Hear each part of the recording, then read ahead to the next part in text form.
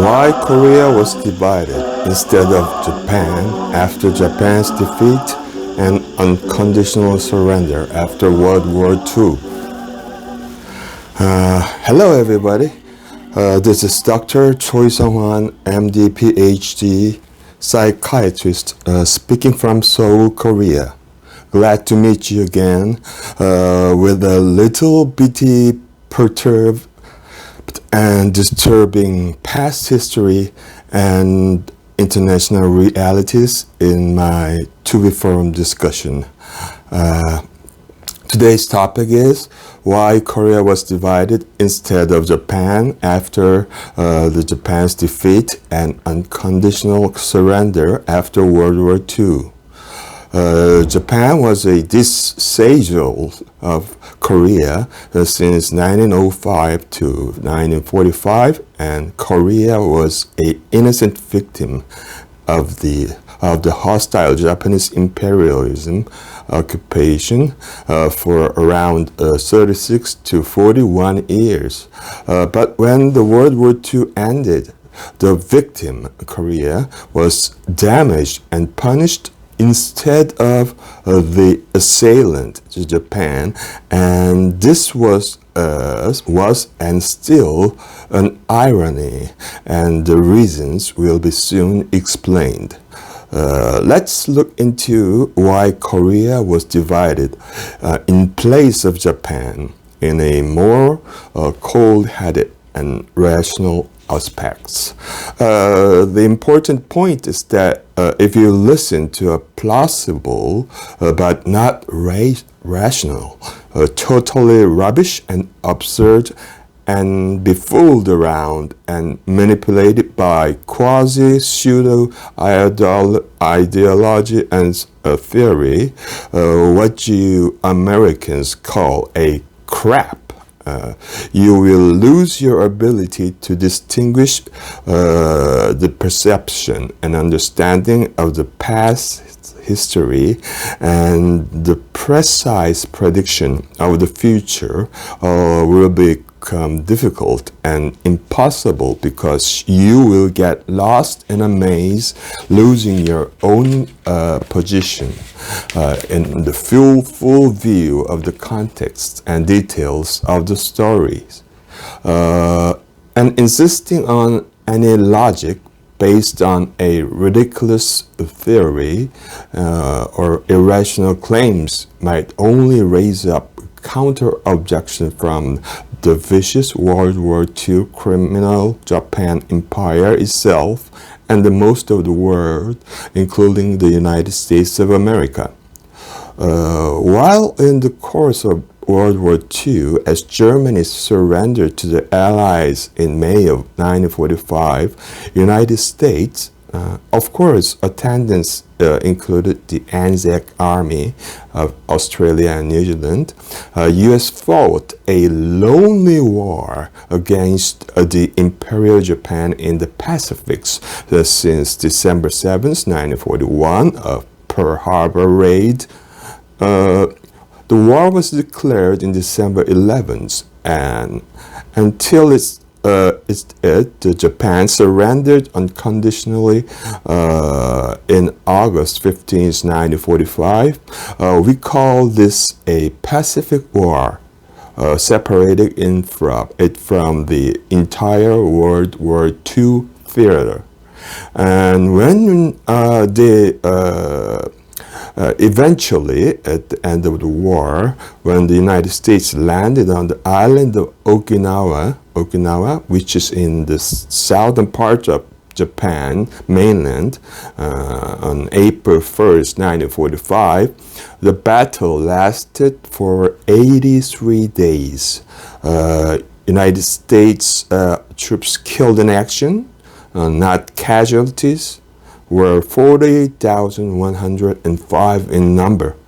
During the 3-year Korean War of 1950 to 1953, approximately 36,000 United States soldiers were killed in action.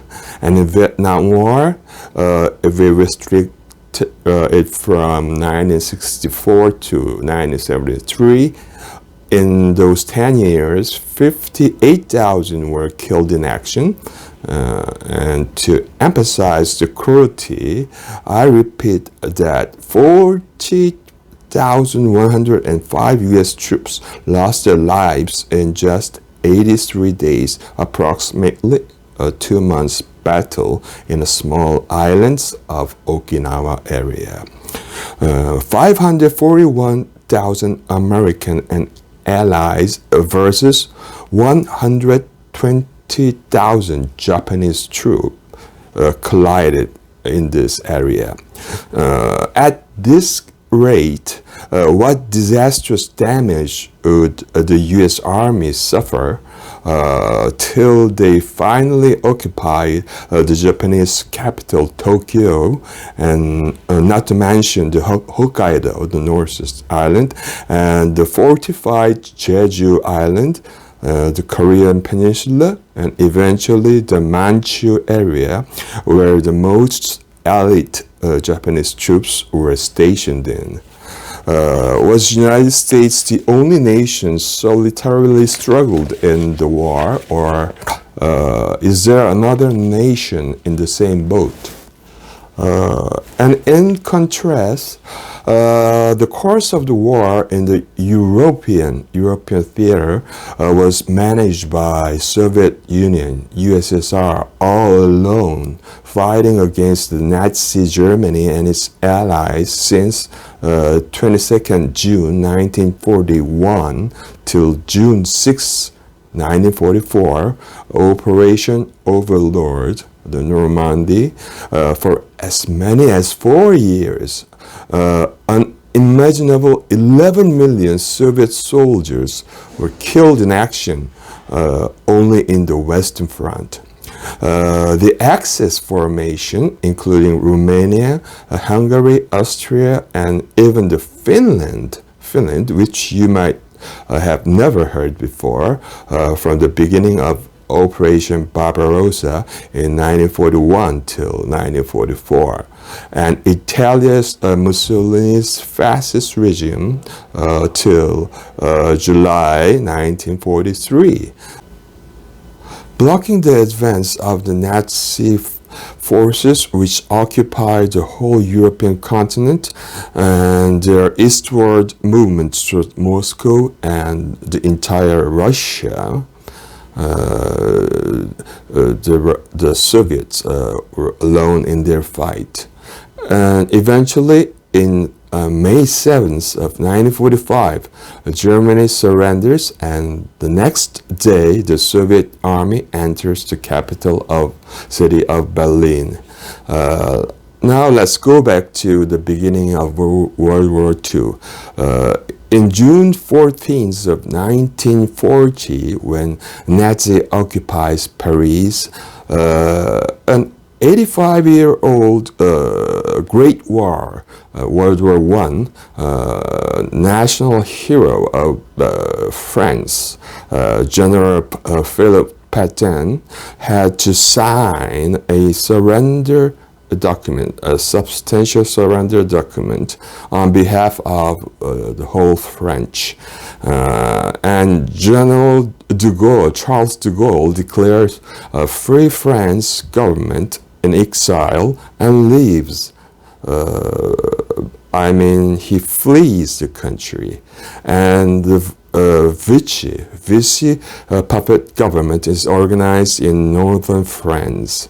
De Gaulle, not knowing the fact and leaning on the help of their friend Algeria, a French colony, hoping to gain the military base and power there, de Gaulle, being unaware of the anti-French sentiments smothering there in Algeria, And Algeria changed sides to the Vichy French Germany puppet.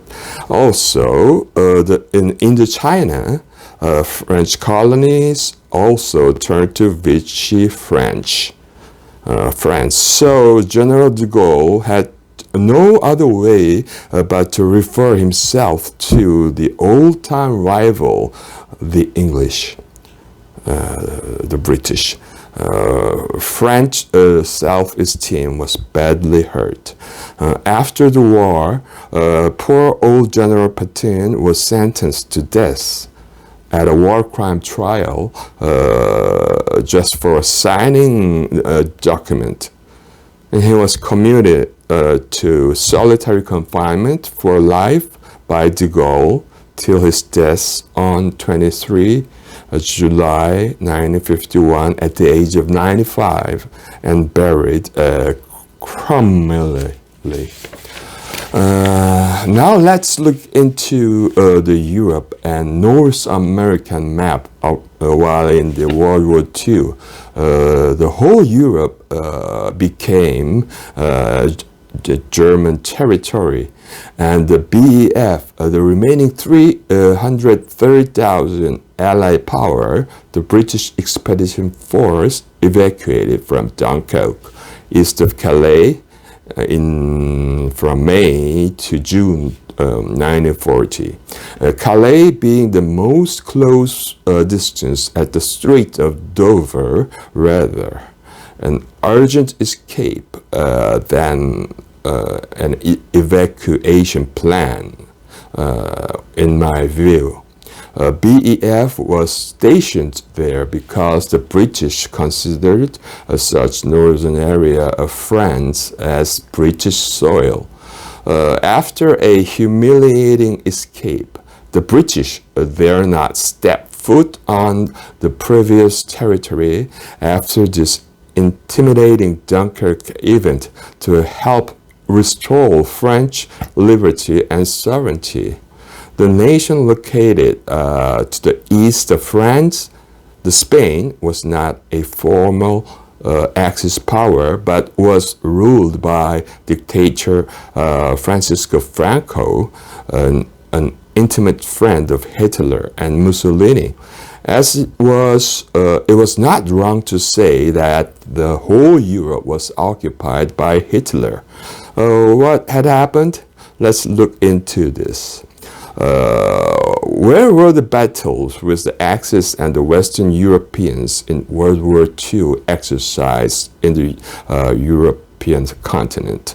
Where in the Europe continent, while in the duration of 1941 to early 1944, ever British and French force fought with the German? Can you name one battle that broke out? The answer is none. But let me give some excuse to the West European superpower, the Great Britain, for their efforts and a fight against the Nazis. The Prime Minister of Britain, the renowned and famous Churchill, if the history proves itself, had done a brilliant job.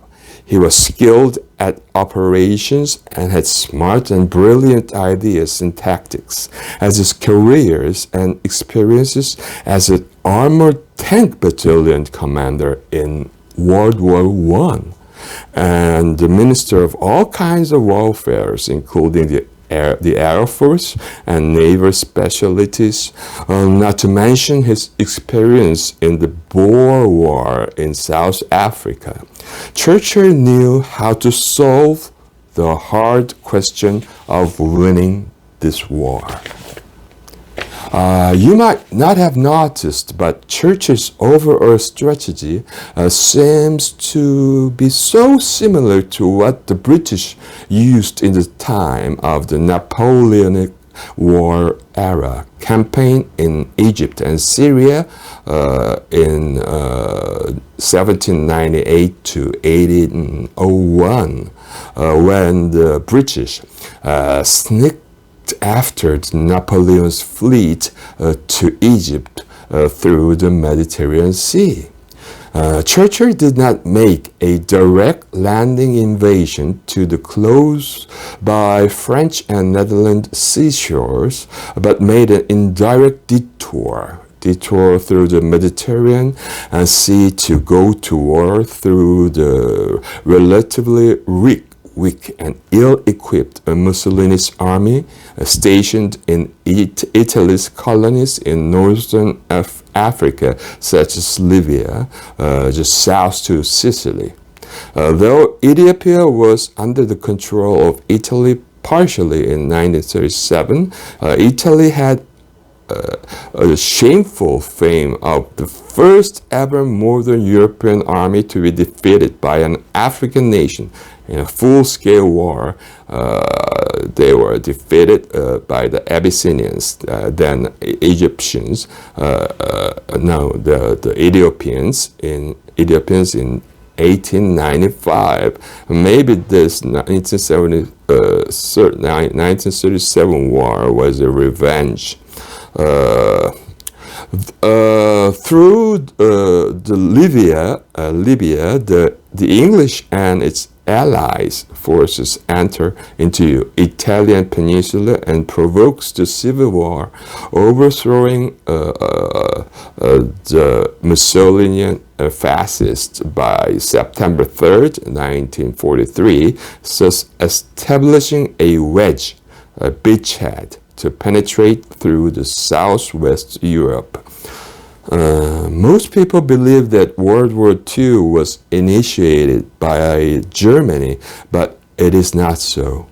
Much believe the start was in September 1st of 1939 when Germany invaded Poland, but Poland trusted that the Soviets were on their sides because the Soviet-Polish non-aggression pact was signed in 1932 by representatives of Poland and the Soviet Union until they were invaded by the Soviets in September 17th, 1939, being simultaneously attacked by both the Germans and Soviets. The Polish were so embarrassed by the Soviet invasion that they first thought the Russians were here coming to save them from German invasions. And there are real testaments from the Polish people that the Russian army came rushing and shouting, "We came to liberate you from the Germans."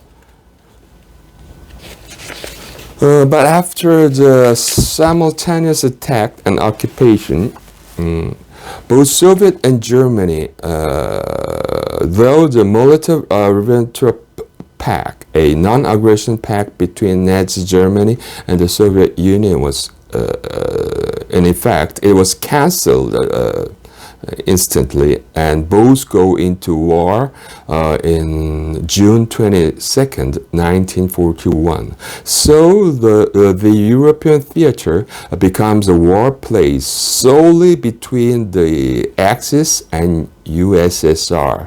The mystery why the Soviets were 16 days late in the invasion of Poland than Germany was not that the Russians hesitated the war, but Russia had to end the battle with Japan and its border conflicts in with Soviet Union and Mongolia and Japan in Manchu area.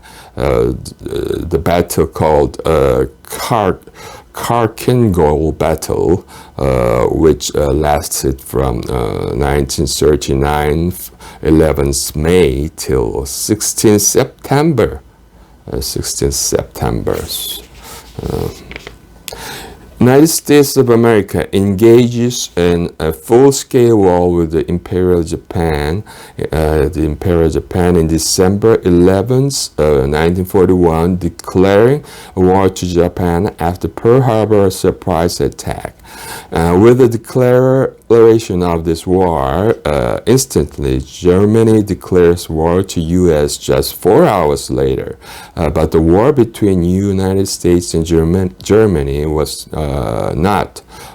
does not begin immediately, but waged fierce war against the Japanese in the Pacifics. In Europe, for some exceptions, a few troops of the United States was dispatched to the North African battleground in 1942. Then the Allies were inside the Italian soil, and the fascist government was overthrown by the king and the people of Italy in September 3rd, 1943, hence Italia switching over to the Allied side.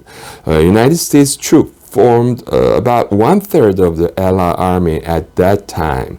The new Italian government arrested and detained Mussolini, but Hitler sent troops to rescue Mussolini in September 12, 1943, and freeze him and pass him a new Italian social republic, a German puppet state, so-called Salo Republic, till his death on 29th April 1945. The first nation that began the World War II is, so to say correctly, is Japan. The Japanese invasion of Manchuria began on 18 September of 1931, but it is not included as the context of World War II. The 7th of July, 1937, the Marco Polo Bridge incident, also known as the Lugo Bridge incident or the 777 incident, was the battle between China's National Revolutionary Army, which is the Kuomintang army of Chiang Kai-shek, not the Communist PLA army of Mao Zedong, of the Republic of China, and between the Imperial Japanese Army. It is widely considered to have been the start of the Second World War and also the Second Sino-Japanese War, and by extension sometimes given as an alternative starting date for World War II. Going back to the question of why Korea was divided instead of Japan after World War II, though Korea was divided, it meant the division of the surrendered Imperial Japan's territory. Let's look into a map of the Northeast Asia at that time. What I mean is that first, the Empire of Manchuria was a puppet state from 1932 until 1945, and the previous Joseon dynasty or the Daehan Empire and the Japanese archipelago were considered Japanese soil. If you look into the map, you can feel and catch such atmosphere that this place is the main pivot center of Imperial Japan, rather than the Philippines, Indonesia, Guam, Vietnam, Malaysia, Singapore, China, or Formosa. And these places had to be returned to the former proprietors, who were mostly allies. I mean, the Philippines and Guam to United States, Indonesia to the Dutch, Indochina to France, Singapore and Malaysia to Britain, and Formosa to China. And mainly, though Manchuria was a Japanese war machine and had a priority in its importance to Japan, it had to be returned to the Republic of China as it was an important member of the ally. As Chiang Kai-shek, the president, the generalissimo, not Mao Zedong, Chiang Kai-shek participated in the Cairo Declaration as a representative. The Cairo Declaration was the outcome of the Cairo Conference in Cairo, Egypt, on November 27, 1943. Franklin Roosevelt and Winston Churchill, Chiang Kai-shek of the Republic of China were present. The declaration developed ideas from the 1941 Atlantic Charter, which was issued by the allies of the World War II to set goals for the post-World War order. The remaining leftover land of the Japanese imperialists were mainland Japan islands and Korea. And Sakhalin, which was taken over by the Japanese as a reward for the victory of the Russo-Japanese War in 1905, had to be receded to the Soviet Union inevitably. 내선일체, we call it 내선일체 in Korean, which meaning Japan and Korea is one, was a continuous slogan throughout Japan and Japan's occupation of Korea. And the Japanese really meant not to give up Korea. Some indirect evidence of them are that Japanese called Koreans Japanese citizens, though they were second-class citizens, and coercing everyone to change their names into Japanese names. And finally, the mobilization of a compulsory conscription into the Imperial Japanese Army, distributing even guns and ammunition in the battleground, shoulder to shoulder with the Japanese Imperial Army. The Koreans were armed together, and even deadly zero-cent fighters were allotted to Korean pilots, though they were placed in suicidal kamikaze missions. No other people from other colonies or occupied places of Japan were drafted into the Japanese Imperial Army except for Koreans. The main viewpoint of the European world powers was that as Germany had lost her most colonies and territory as a result of the defeat of the First World War, Germany got into a more worse condition of losing all the colonies and more of their remaining original German territories to the Allies, and the borders were relocated and partition occupation by United States, British, France, and Soviet Union was accomplished. Of these four nations, France took a most nasty attitude because the French government had done nothing contributable to the result of the war, pretending to be a victorious country, but as a fact, an unknowing existence, because its main object after the Second War was to increase its world influence, and moreover was to continuously that means greedily maintain its previous colonies they possessed before the start of the World War II. You should remind that the mainland fights were performed by resistance, And the French forces in her colonies were mainly affiliated to the Vichy government, the puppet state of Germany, Nazi. And that United States had no choice but to fight against the French army in the Asian areas. The most symbolic and most nasty place was Vietnam, and the United States, with a tinge of affection towards the French, led the United States to be involved in a most dishonorable war occurred in the chronology of the World War history.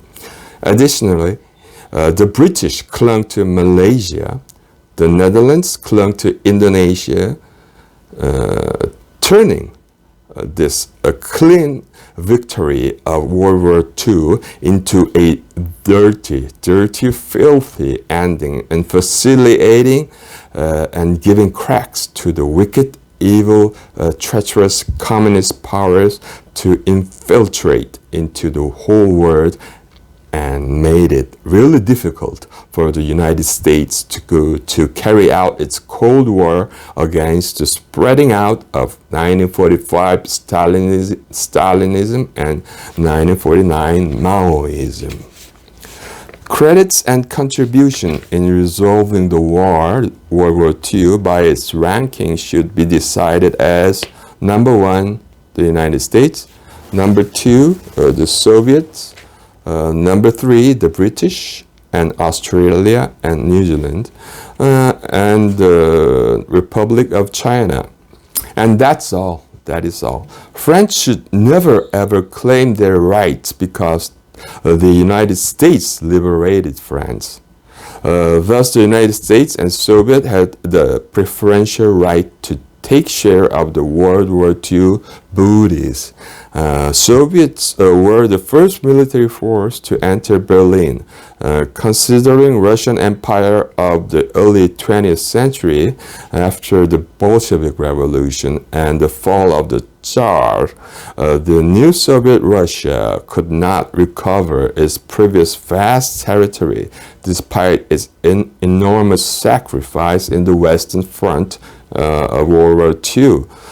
But of course, the cunning Soviet explicitly expanded its territory in the name of Eastern Bloc, and regained most of them, and remained the most blatant imperial and expansionist organization of the 20th century till its collapse in 1989. Now they took turns with the expansionist communist China. Current Russia might feel such unfairness, for the Ukraine was theirs, 3 Baltic countries were theirs, and even Georgia was theirs. And it is not easy to gain back what they want inconsiderately by armed aggression to such sovereign nations in current era.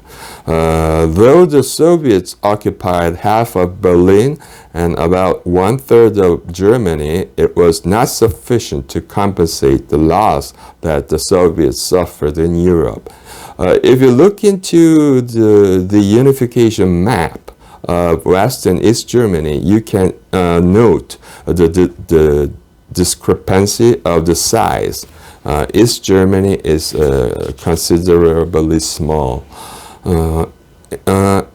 In contrast, the World War II in Asia, the World War II in South and Eastern Asia, a vast range was to cover,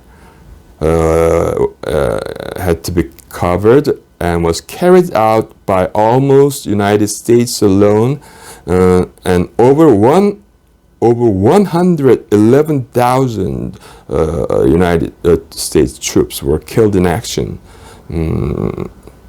but over 40,000 just in Okinawa alone.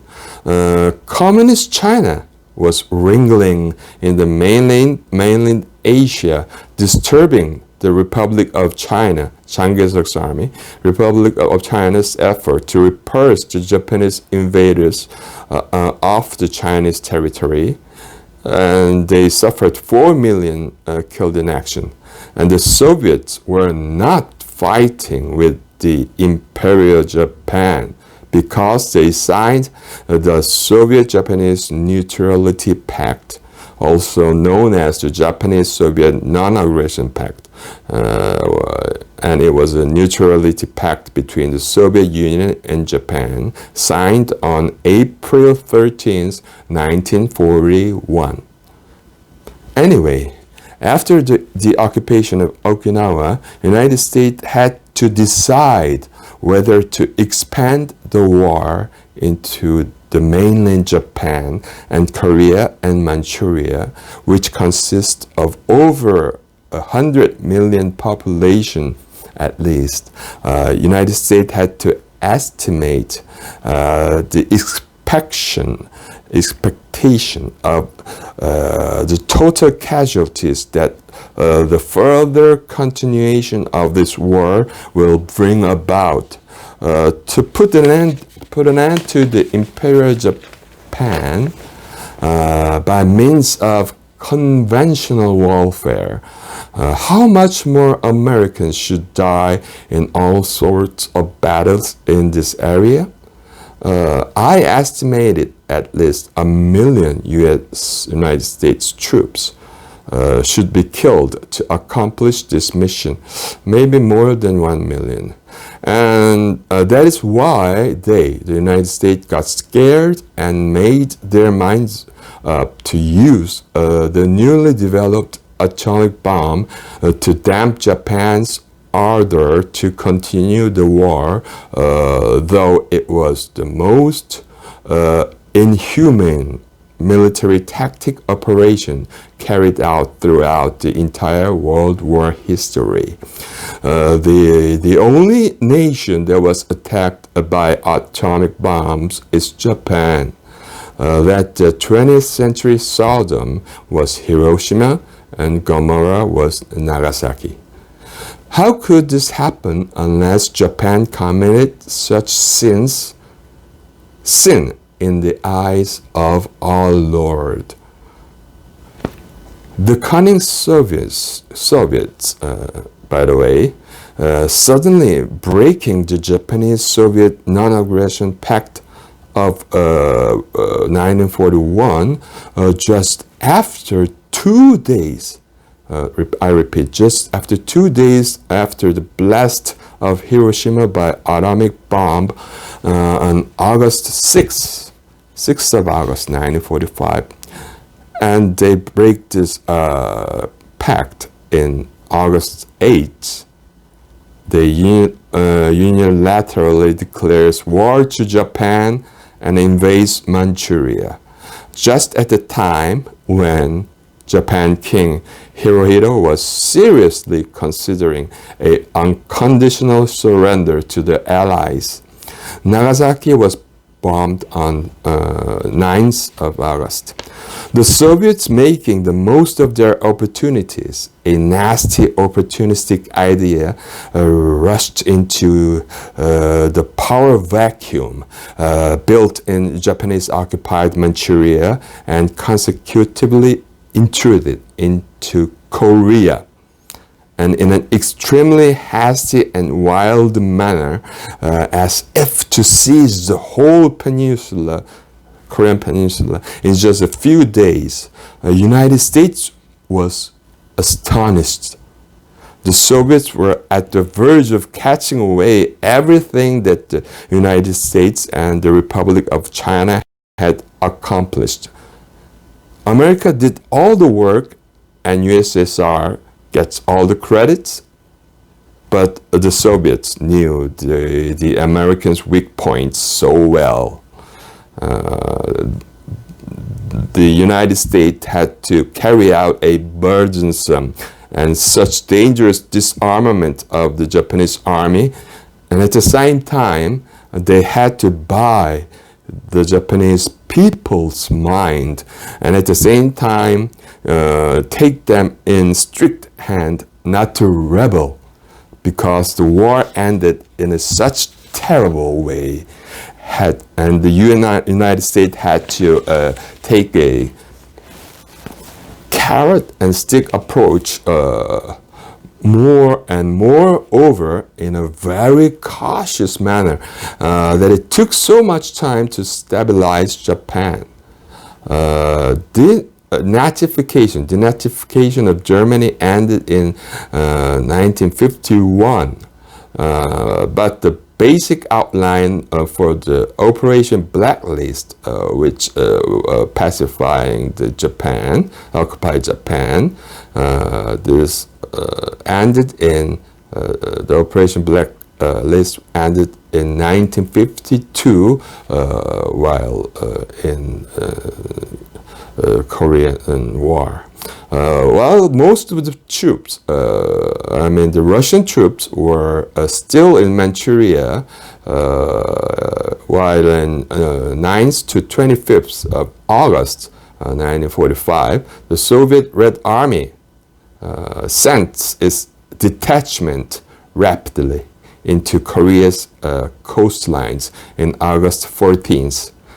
And on August 16th, they launched into Wonsan Harbor, and they marched on to capture Pyongyang on 24th August of 1945. August 24th, 1945. United States troops were lagged behind the Red Army, that they landed at Incheon in the same 4th of August 24th, and in December that year, the United States and the Soviets broadcast and declare that they will divide and rule Korea regarding 38 parallel line as a demarcation, north by the Soviet and the south by the United States. But what we should remind in our minds is that though the Russian army and the Russian people suffered tremendously, the Soviet did not have the economic basis to carry out the war in the Western European front. They had no weapon, they had no money. Thus, this means that even in the European theater, the Red Army did not fight alone, as I mentioned before. They fought with American money through the Land and Lease Act of the United States, Land and Lease Act. Thus, the United States' indirect contribution was a critical factor in winning the European war after all. The British also benefited from this land and lease, but unfortunately paid up all the money to the United States. They paid this up till the late 1990s. And you may not heard of this. Thus, the British say that they got bankrupt because of this. And they were reproaching United States for not writing off the debt to their closest Anglo-Saxon cousin country in Europe. Then what about the Soviets? Did they pay up the money the United States spent on Soviets' land and lease? Soviets never needed to worry about this matter, because they were clever enough to change United States from an ally to a bitter enemy in a blink of an eye. The money and the equipment sent to the USSR was apparently used in the defense of their own country from the invasion. and preventing the occupation of Russia by Germany, which the Soviets should obviously be much obliged to the United States, but they stabbed United States in the back. A great betrayal. In December 1945, the Soviet claims that they are not satisfied with the 38 parallel line and need to advance lower in the Korean Peninsula. They insist this exorbitant demands, and the Americans got so furious that they instantly reply that if the Soviets are certain about this, the only way out is a nuclear war towards the Soviets, meaning a third world war in the same year the Second World War ended. By such a stubborn and brave action, the United States of America shut out the least probability of South Korea being occupied by the Red Army and becoming a communist puppet state like North Korea, and helped South Korea thrive into a leading economic developed nation. This was the start of the Cold War. At a blink of an eye, World War II ends and the Cold War begins. What the Koreans should keep in mind is that who liberated us from the brutal domination of the Imperial Japan? Not Mao Zedong of the Chinese Communists, nor Stalin of the Communist Soviets. They just took advantage of the situations. Who liberated Korea was the United States of America and Chiang Kai-shek of Republic of China. United States did not like the idea of USSR occupying Korea, but the United States was much too entirely fatigued to resume another war, and moreover did not want a third world war to begin. The war-ridden world had to have time to be reorganized. But even though the U.S. could not give way the whole Korean nation to the communists, so the U.S. had to be content with preserving, rescuing only a half part of the Korean nation. And as for the USSR, occupying the 38 parallel north was the thing got for nothing, or even compared with winning a lottery. But what matters seriously is that most of the South Koreans believe that Korea was divided by the United States, and the United States should bear the entire responsibility. Though you may not believe this, it is true.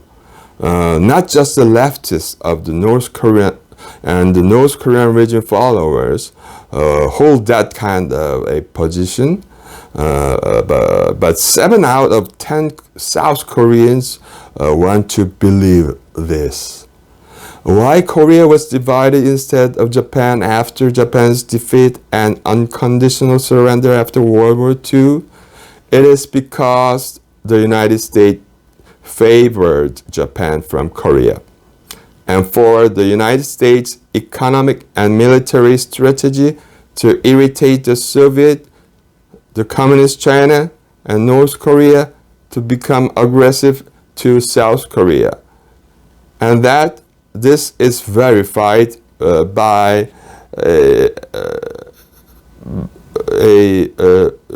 the United States military administration policies, permitting the previous Japanese colony administrators and police force and armed forces to remain, and even promoted to continuously bullying the ordinary Korean citizens. That due to this kind of policy of the United States military administration, left the pro-Japanese bureaucrats and government officials to survive. The eradication of the pro-Japanese leaders were never accomplished, and they were not punished. Most of them were not punished and left to become more steadfast and live a comfortable life. That's what the Koreans think. And this is an intentional mistake committed by greedy American imperialism to take control of South Korea. But in fact, this also happened in the North Korean communist regime due to shortage of various job and experts in every part. So North Korea did the same. They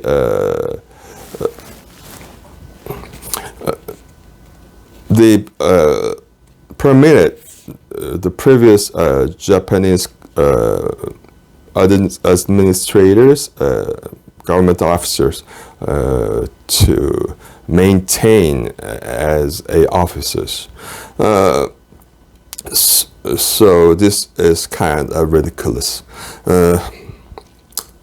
But I cannot fully deny this opinion because the Atchison Line Declaration of January 1st, 1950 excluded South Korea and Taiwan from the United States East Asia Defense Line, and some believe this was a trap to seduce the Soviets' desire to move southward, and that the initially cooperative General MacArthur was cooperative and with Lee Seung-man to defeat the North Korean army. MacArthur certainly denies the existence of communist Chinese force inside Korean territory in the winter of 1950. In spite of multiple military reports sent from the U.S. generals to the headquarters in Tokyo, where MacArthur remained, also the President Truman's passive attitude to win the war and dragging the Korean War for 3 years unnecessarily, and MacArthur's neglect of the existence of the Chinese force was to eventually make an excuse to begin the Third World War, as he really insisted on bombing Chinese and the North Korean border with atomic weapons.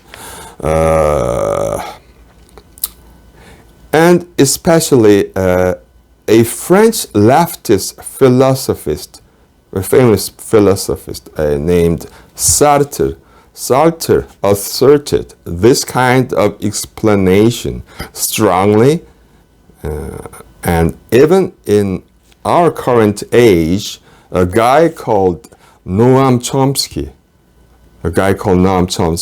a Jewish American, Ashkenazi American, is also in a similar stance with Sartre, that says that the corrupt and oppressive feudalist bourgeois pro-Japanese regime of South Korea lost credibility from the public, and that gave the North to justify the chance to commit war and liberate South Korea from the feudalist, etc., etc., etc.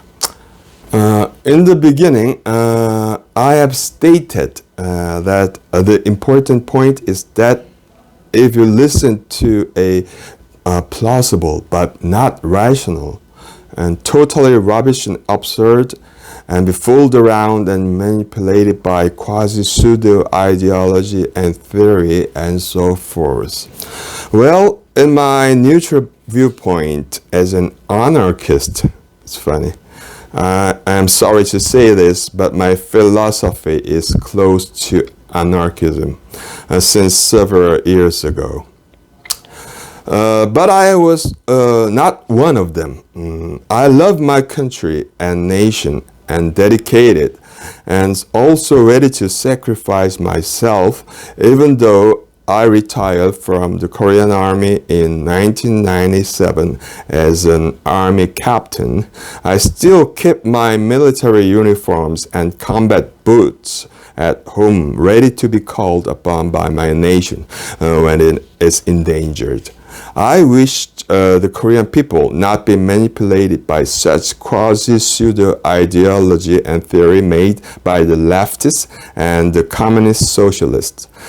Koreans are saying that the U.S. is exploiting South Korea's capitals, the money, since they elected a pro-American president, Lee Seung-man, as president, and South Korea is an economic colony of the United States of America, and that the United States of America never wants Korea's unification. If the United States of America exploited South Korea economically, how could South Korea develop into a seventh or eighth richest and most advanced nation in the world? And why did the young soldiers of the United States in the early 1950s come to Korea and give their lives protecting a foreign nation for its freedom and liberty? But one thing is right. There is no nation that wants South and North Korea unified again. And Korea should unify itself against all odds if it wants to. But United States exploitation theory is a ridiculous idea because the United States of America need not to sacrifice plenty thousands of lives of their soldiers to keep control. United States of America had a peculiar talent to occupy the land, exploit the sources, and to colonize or eliminate natives with just a few hundred to thousand sacrifices and with very little money. The history shows itself. The reduction and the weakening of the American Indians, taking away Spanish lands from the Mexicans, buying of Cuba and the Philippines from the Spanish, annexation of Hawaii, kicking out Napoleon's French people from Louisiana, waging wars in Panama, Iran, Libya, Afghanistan, wherever they want. But it was never like this in South Korea and Japan, to be true. Maybe the Americans fear the grudge hidden under the Japanese skins, and that is because United States interrupted. And even blew them, the Japanese, up with atomic bombs, and they are really sorry or fearing the revenge by the Japan. But Korea is totally different. What interest can America make from Korea? Even a private person cannot show unchanging favoritism. Nations are sometimes harsh to one nation and gentle to the others, and this nature cannot be changed. Thus, South Koreans should think whether the United States of America, American people, were kind to us or not. Cool-headed. In contrast to what the Americans had done to others, and how did they treat us, Koreans, since the United States of America was founded? Among the superpowers throughout the Korean history, which superpowers were most friendly and which superpower? Among the superpowers throughout the Korean history, which superpower was most friendly and supportive and kind and faithful to us? The Tang dynasty, the Mongols, the Ming dynasty, the Qing dynasty, the Qings, the Soviet, the Communist China, Great Britain, or France, or Russia? I believe you already know the answer. United States of America was a friend, and we hope to be friends consistently. But now, as a stupid, moronic leftists are keeping the power in South Korea, the Americans cannot but be fed up with and disgusted with this treacherous, unfaithful South Korea. In spite, there are many who still put their trust in the United States of America. The pervert South Koreans are asking the United States to find my bag, you rascal. I know you stole it.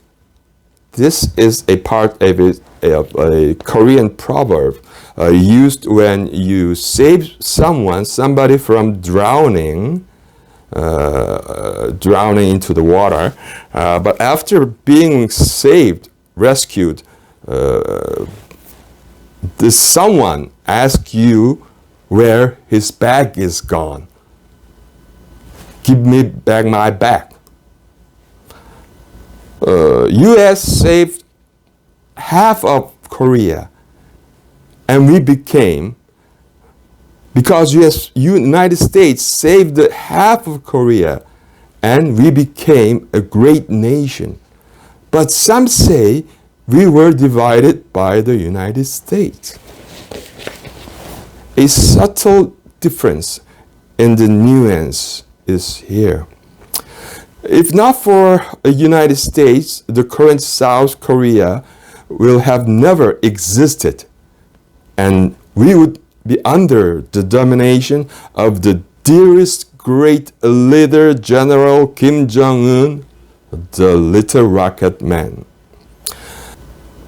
An English version would be like this: save a thief from the gallows, and he'll cut your throat. Nowadays, many Americans are sick and tired of hearing grumbles and complaints, and also unreasonable curse from the South Koreans. And under these circumstances, now the Americans are saying it's time for America to cut South Korea loose. It's time for America to cut South Korea loose.